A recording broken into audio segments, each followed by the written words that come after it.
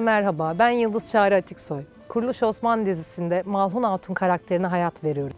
Sizden gelen soruları tüm içtenliğimle cevaplamaya çalışıyorum. Kuruluş Osman sadece ülkemizde değil, birçok ülke tarafından benimsenen, severek izlenen, takip edilen, tarihimizin tanıtımı açısından çok değerli ve önemli bir projedir. Tarihimizi bu denli güçlü kalemler eşliğinde dünyaya anlatıyor olmak, hem bu ülkenin vatandaşı olarak hem de bu dizide yer alan bir oyuncu olarak beni inanılmaz gururlandırıyor.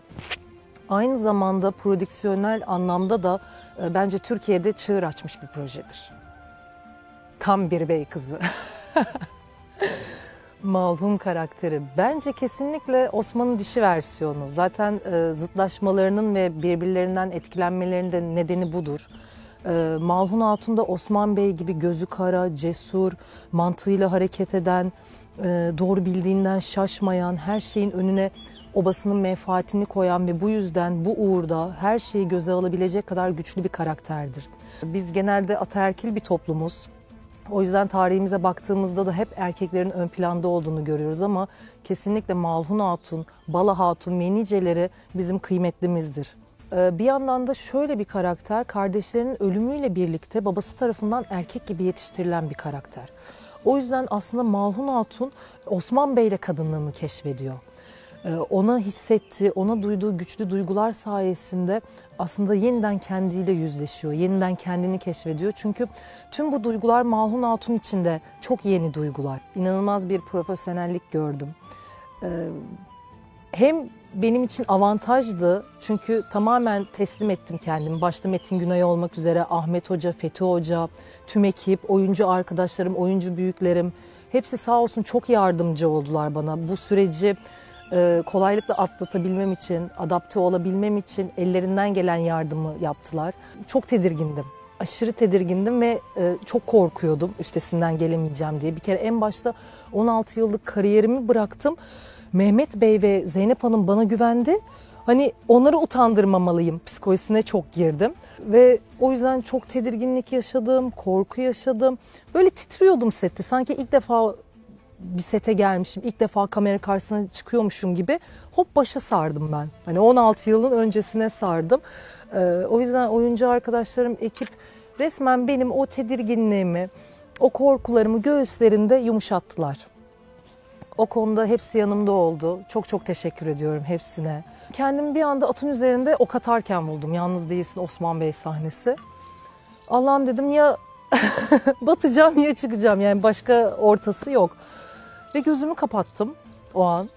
Çünkü dediğim gibi hazırlık sürecim hiç olmadı. Deneyimlediğim bir sette değildi. Kesinlikle bildiğim bir sette değildi. Gözümü kapattım ve tamamen şu duyguya sığındım. Malhun Hatun karakteri hepimizin içinde var. O güç, o kudret hepimizin damarlarında, hücrelerinde var. Ve direkt gözümü kapattım. Onun o gücünü, kudretini hissettim ve oradan yol alarak devam ettim. Gelen tepkiler de sanırım doğru yolda olduğumu gösteriyor. Zordu, çok zordu. Yani psikolojik olarak çok zordu. Bedenen çok zordu. Zaten başıma gelmeyen de kalmadı. Daha ilk bölüm koşarken, geri geri giderken bir ok atma sahnesi var. Orada bacağımı burktum, ayağımı burktum daha doğrusu. Bir ay ayağımın üzerine basamadım. O şekilde koşmaya çalışıyorum falan.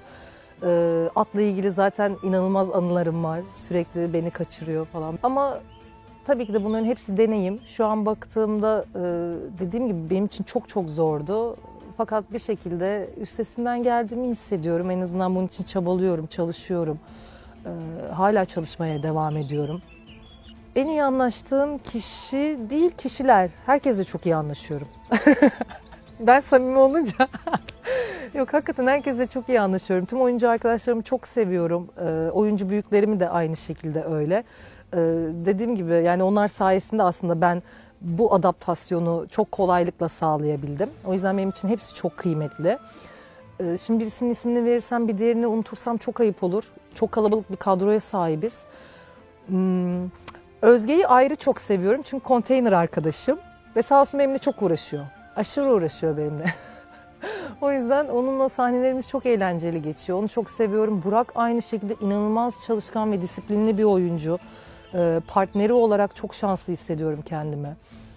Güzel var, Raşit var, Şahin abi var. Yani dediğim gibi hani sayarsam saymadım unuttuğum olursa ayıp olmasın. Herkesle çok iyi anlaşıyorum. Buna Şahin abi şöyle bir cevap vermiş. Bir onun röportajını okudum. Sette olan sette kalır, orada değerlidir. Her şey yerinde güzeldir diye. Ben buna katılmıyorum. Ben çünkü aldığımda gözüm gibi bakarım. İlk başta yanıma yoldaş almak isterdim. Benim atım Lizas. Ben ilk sete geldiğimde birçok at vardı ve hepsi zaten çok güzel atlar. Fakat ilk başta ben Lizas'ın yanına gittim. Kahverengi, o her zaman bindiğim at. Onun yanına gittim ve ona dokundum. İçimde ona dokunmak geldi ve onunla orada bir bağ kurdum. Ve hatta içimden şey diyorum, Kemal abimiz var sağ olsun, bu atla ilgili her şeyde bize hocalık yapan kişi. İnşallah bu at benim atım olur diye çok içimden geçirdim. Çünkü seviyesi benim seviyemle aynı mı onu da bilmiyorum. Benim için daha hızlı olabilir, yani o açıdan söylüyorum. Kemal abiye sordum, Kemal abi hangisi benim atım diye. Lizas dedi ve o an çok mutlu olmuştum. Onu almak isterdim. Onun haricinde eşya olarak sandıkları çok almak istiyorum. Onlarda aşırı gözüm var. Çok tarihi objeler var, onları almak istiyorum. Ben bayağı birçok şey almak istiyorum aslında. Ya böyle setin son günü bir kamyon dayayıp setin önüne böyle bir kamyon dolusu eşyayla gitmek isterdim buradan. Kilimler var mesela, çok güzel. Bu setin galiba doğası bu. Her gün yeni anılar deneyimliyorum ve böyle hafızama yüklüyorum. Osman Bey ve Malhun Hatun düğün toyu sahnesi ilk defa çekilmiş ve yazılmış bir sahneydi. O yüzden ben de içinde yer aldığım için, öyle bir sahne çektiğim için, öyle bir sahne deneyimlediğim için çok heyecanlanmıştım. Çok mutlu olmuştum çünkü çok farklı bir sahneydi. Çok güzel yazılmış ve çok güzel çekilmiş bir sahneydi. O yüzden benim için hakikaten o sahne de böyle unutulmaz sahnelerden biri oldu. Baskın sahnesi bence kesinlikle ekrana o duygu selinin 1/4'ü yansıdı. Çünkü bizim için 2 gün boyunca biz çektik o sahneyi ve çok duygusaldı. Ben artık ağlamaktan gözlerim şişmişti ve bir anda şeyi unuttum. Malhun Hatun olmayı unuttum. Çünkü atmosfer çok etkileyiciydi. Günümüzde hala onları yaşayan birilerinin olduğunu düşünmek, bilmek, bu empatiyi kurmak beni çok etkiledi. Çok sarstı ve normalde zaten duygusal bir insanım. Ama Malhun Hatun benim kadar duygusal bir insan değil. O daha dirayetli, daha gözyaşlarını saklayan bir karakter. Ama ben o sahnelerde onun o atmosferinden, o durumdan çok fazla etkilendiğim için aşırı ağladım. Ve hep kırpmak zorunda kaldık. Ama duygusaldı yani benim için o sahne. Tüm kuruluş ailesine teşekkür ediyorum. Bizi izlemeye devam edin.